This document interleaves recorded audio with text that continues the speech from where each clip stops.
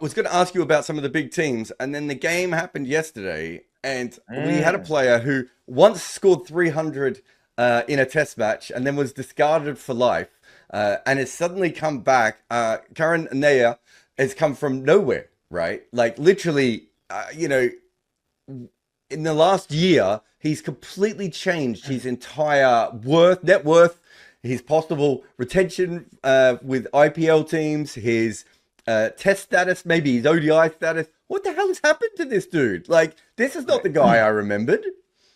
Okay, it is an incredible story, and I think it's a story of resilience, resurgence, and just self-belief and pure discipline and work ethic. Right. Um, he played 7 innings and he scored, I think, 364 runs. He averages got 100, obviously, and averages 62 in Test cricket. And this kid traveled to England in Mm. 2018 for 2.5, 3 months, was with the squad, didn't play a single test match. In fact, had to go through the whole experience of having Hanuma Vihari travel from India into England from outside of the squad, join the squad, and play in the 11 ahead of him. And after the tour, he gets axed. The impact that can have on a human being, forget a cricket Mm. player, but just as a human being, of being that unwanted after showing what you're actually capable of at the highest level of cricket, uh, is very few people in the world can actually fathom that, right? And he went through it. It impacted him not just as a human being, but also as a cricketer, to the extent that the next year and a half was just soul searching. His performances, even in first class cricket, were not up to scratch, and he just went through this whole space of wilderness. And as often as often men do, we don't necessarily talk about the things we're ailing Mm. from, and navigating through, on a mental health level, and how it impacts us. And he's not much of a talker anyway, and he was kind of navigating through all of it by himself, and just putting up a brave front. And then came 2021, 22, that season where again didn't go very well, and then suddenly found himself out of favor even in Ranji Trophy cricket. Was left out of the Karnataka side, pretty unceremoniously, to be very honest. No prior warnings, nothing, was just left out. Um, and then he was like, what do I do right now? Because all he Mm. knows is cricket, and it's not like he's not talented. We've seen the talent, we've seen the Mm. potential. He's someone who scored a triple hundred in the Ranji Trophy finals when we won the championship in 2015-16. So the talent was always there. And then after all that happened to him, I remember speaking to him in 2022, 23, end of 23 actually. He was like, Robbie, what do I do? I said, buddy, I can completely understand what you must be going through mentally and emotionally. What would you like to do? He's like, I have no idea. I don't know where to turn. I don't know what I should do. And he's like, I asked him, do you want to play? He said, yeah, I want to play. Like, I believe I will play for India again. I was like, awesome. If that's what you believe, then that's what you work on. Because we were Mm. discussing options at that point in time. He was 31 at the time. And he said, I want to give myself 2 more years and just put everything in it, and I want to see what happens. If it doesn't work, then I will take a call as to what direction to move in and what to do, what to do with my life. And he went back. He just started practicing, Kimber, just alone by himself. 6 months of just practice and day in day out. Nobody knows what he's doing. Nobody knows where he is. Nobody really cares. He's just going out there, putting in the Mm. work day in and day out. And then he continues to do that for a period of 6, 7, 8 months, and luckily gets a call from a county side. So Northants called him up and said, you available to play for us the entire season? He said yes, because he didn't get picked in the IPL. So he said yes, and he went ahead and played for Northants. Had a good first season. Got a couple of hundreds, I think, possibly even a double hundred. And then he came back from that domestic season in England, and he got a call up from Vidarbha, which is a Ranji Trophy side, a state side, which is one of the oldest state sides in India in Ranji Trophy cricket. And then he played for them, had a decent first season with them, played really well. And then the start of the 2024 season, he started off with the Maharaja Cup, which is the Karnataka T20 League. So even if you move on from Karnataka cricket as a domicile player, you can still play the league. So he played the league. He captained this side called Mysore Maharajas, and he led the side. Highest run scorer in the whole tournament, close to 600 runs, and 100, 550s or something. And the repertoire of shots that I saw in that league from him was something I've not seen Karun do at all. Right? By then, I knew this guy is going to smash it. And just before the Maharaja Cup, he went to Northants again. This time scored up tons of runs, played really well, double hundreds. I think he got 2 double hundreds, if I'm not wrong, and scored a lot of runs. So he came in with a lot of confidence, and then his game kind of just exploded. It was proper reinvention of his batting. And so he scored runs in red ball cricket, came into white ball cricket, reinvented himself, just opened up the back week completely and scored runs. Went into first class cricket, started off really well with Ranji Trophy, went to the Vijay Hazare, scored 500s there in the Vijay Hazare, 5 back-to-back hundreds, Kimbo, 5 back-to-back hundreds in first class one-day cricket, right? Averaged, I think, 260 or 300 or something like that. He barely got out. Every game was a not out 100, and quick time hundreds. Some of those hundreds were in 60 balls, 70 balls. So you knew his white ball cricket was amazing. I don't know how the scouts missed that. And then the auction happened. He didn't get picked immediately. I think he came up in the follow-up auction, and then he got picked in that by Delhi Capitals. I don't know how teams like CSK didn't go for him, how teams like perhaps not SRH, but maybe RCB didn't go for him, because he would have done a stellar job in Bangalore. I was absolutely sure about that. But I don't know how the scouts missed this. Mumbai Indians are really good at these things, but maybe because he's 32, 33 years old, they thought, okay, no, we don't want to go for a play like that. But when Delhi Capitals got him, I was like, okay, these guys are set. He just needs an opportunity because he's going to do really well. The story about Karun is the fact that when nobody was watching, the only person who had faith in him was himself. And the extent of work that he put into his game, just of putting in the reps, building the confidence, and then trying it out in the game and having the confidence to repeat that over and over again. The hunger that was built over the period of time of work that he put into himself was enormous. Even in yesterday's innings, Kimbo, if you watched his eyes, forget the cricket, forget the shots. You saw hunger in his eyes. You saw a strength that said, I belong here and I'm going to show you how good I am. And he's like, y'all are making a mistake. Y'all have made a mistake of not playing me in the first 5 games. Y'all have missed a trick. But I'm glad you give me an opportunity because I'm going to show you what I can do at this level. He's done that the entire season.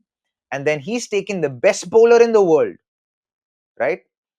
If anyone is under pressure, doing what Karun had to do, in that period of resurgence and showing what a second coming actually is, Karun sealed his authority and his resurgence with the way he batted against the likes of a Jasprit Bumrah. You cannot score 26 of 9 balls against Bumrah if you aren't self-assured, if you aren't confident, and if you aren't hungry. You know, it's like, you know, one of those up-and-coming boxers who's hungry to prove his worth and he wants to show the world how good he is. That's the kind of space that I see Karun Nair in. But you know as well, like there is an element of, it's funny that this all happens to him at 30, 31, because he was such a polished article when he was younger, right? This is not, you know, you would have come across a lot of players who between the age of 22 and 27, they obviously have the talent, but they haven't quite worked it out, right? I went back yesterday and I watched some of, you know, the older innings that were around. Technically, the shots that he was playing off Trent Boult were exactly what we saw, you know, all those years ago. He has upgraded his white ball game, but he probably, that something was obviously missing within his psyche and that desperation. And sometimes you get to 30, 31, 32. I remember Gareth Batty, who's now the Surrey coach, he said to me that his first 10 years playing professional cricket, he didn't actually think that much. He just played because he was good. And then he got to 30 and he was like, I'm not actually anywhere near as good as I should be. And now because of that, no one wants me anymore. Like I'm no longer, you know, the frontline spinner. I'm no longer a chance of playing for England or anything. And so clearly something snapped. It is incredible. I just want to go back through some of the stuff that you were talking about. So What's this? This is probably about his last 15 games. Apologies for everyone. This is going to sound like number wang, but you have to read these numbers out loud to fully understand what he's been doing. He made 112 not out, 44 not out, 163 not out, 111 not out, 112, 122 not out, 88 not out, 27, 39, 4 or 3. And you're like, oh, is it finished? No, it hasn't finished. 105, 122, 29, 45, 6, 86, 135, and then 89 yesterday. Most players, no matter how talented they are, mate, do not go on a run like that. That's like a Bradman level run over, as you said, that's list A cricket, that's first class cricket, that's now against Bumrah in the IPL. That's 3 different formats. It's really interesting the way that he's managed to upskill himself mentally, as you said, and also he's got new shots. Do you know the guy it reminds me of the most is you probably heard this story before, but Eddie Cowan. Eddie Cowan was going to retire at, I reckon, at about 31. And he told his family and friends, and I think he told George Bailey, he said, look, I'm done. It hasn't worked. I don't know. I thought I could play for Australia. It hasn't worked. I'm going to retire. And he basically just let all the pressure go and just like, I'm going to play my last year and enjoy it. And then I'm going to go off into the business world and see how I go. And of course, Eddie Cowan then goes on the biggest tear of runs that he's ever scored in his life, ends up playing for Australia over the last couple of years. Now he's a podcaster like us, so his career has dipped a little bit. But sometimes when you reach the, let's put it this way, I think sometimes when as a human being around the age of 30, you reach the fuck it stage, right? We just like, I can't get any worse than where I am. I've been dropped by my own team. I'm no longer, a frontline player. And suddenly all that pressure that you've been building up over the last 15 or 20 years of your life disappears. And you just go back to just playing the game the way that you wanted to. And then, as you said, the hard work, the thinking, the mental strength to be able to do that. It's such a great story for me.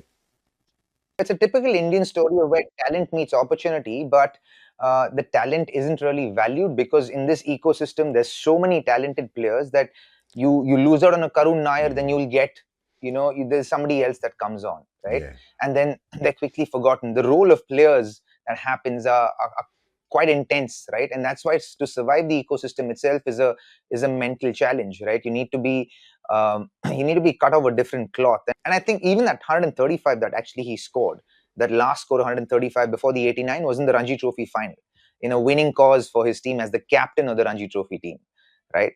And yeah, but it was on Nagpur though. Anyone can make runs on Nagpur. Yeah, but it doesn't matter. It's a Ranji Trophy final. You can say what you want. Ranji Trophy finals are Ranji Trophy final 100 is a Ranji Trophy final 100. A triple 100 is a triple 100, whether it's against Zimbabwe or whether it's against England. You know what I mean? Yeah, Nagpur. No, I'm just making fun. And as you said before, the Indian system, it reminds me a lot of the Australian system in the 90s and 2000s, where Damien Martin failed in one test match and they were like, be gone. Like Damien Martin almost became a travel agent, right? Because he was like, well, what's the point? I'm never going to come back. Yeah. And Matthew Hayden was pushed away and Langer was pushed away, right? And those guys had to learn themselves also how to become those professionals on their own. The difference is they weren't fighting with 1,000 kids out on the Maidan who all have perfect techniques, right? And he was speaking to that fact yesterday.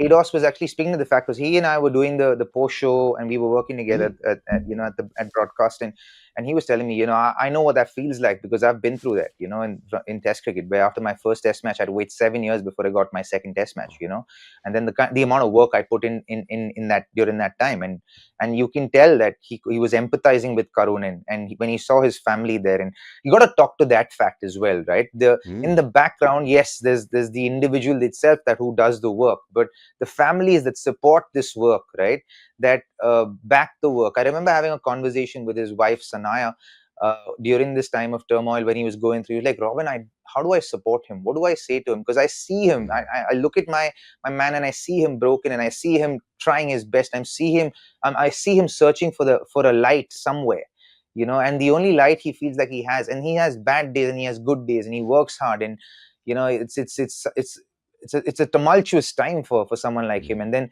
to be a support system for someone going through that it's all in the background. Nobody really notices it. And I really want to celebrate that because it goes to show the front end is an individual, but the back end is a whole family that makes this happen for you.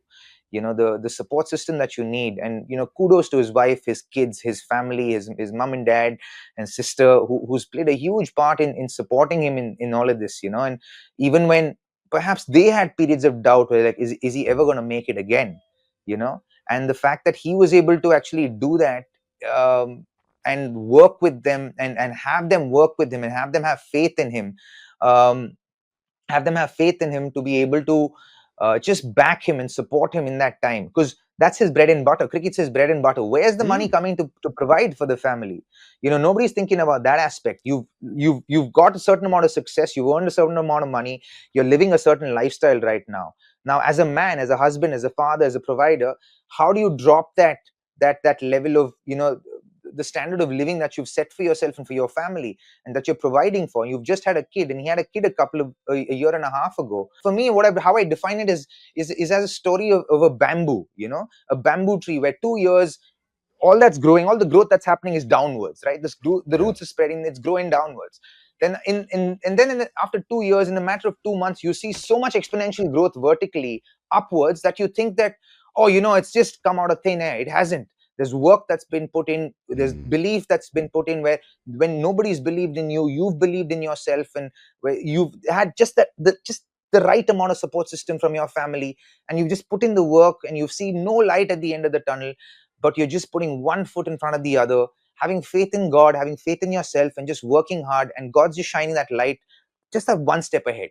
Put 1 foot ahead, and then the next day put 1 foot ahead, then the following day put another foot ahead, and then you do that, and then slowly the light starts appearing. And I think we're seeing a second coming, a rare second coming, that we see in cricket, a few and far in between.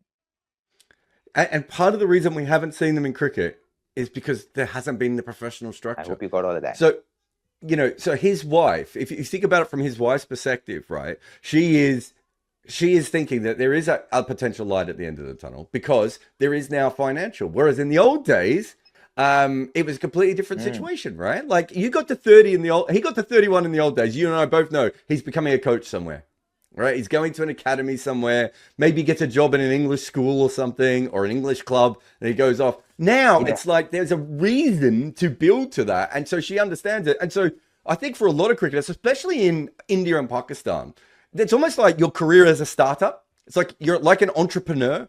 And so you almost have to say to your family, look, there's going to be some hard times here. I'm going to go off and do this, and there's no money coming in. But when it comes off, it's going to be at a completely different level. And I'm anyone who does the work, I respect, because you and I both know there's a lot of very talented cricketers in the world who have very good careers who don't always do the work, right? They just coast by on their natural talent, and that's great.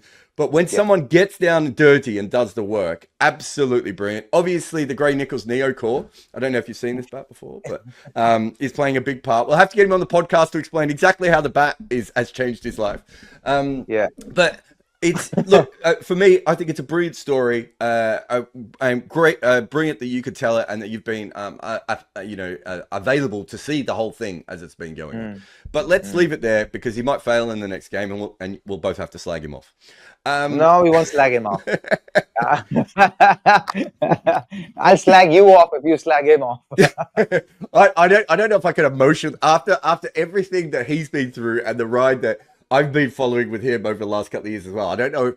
It's going to take me 2 failures before I put the boot in, at least. Maybe 3.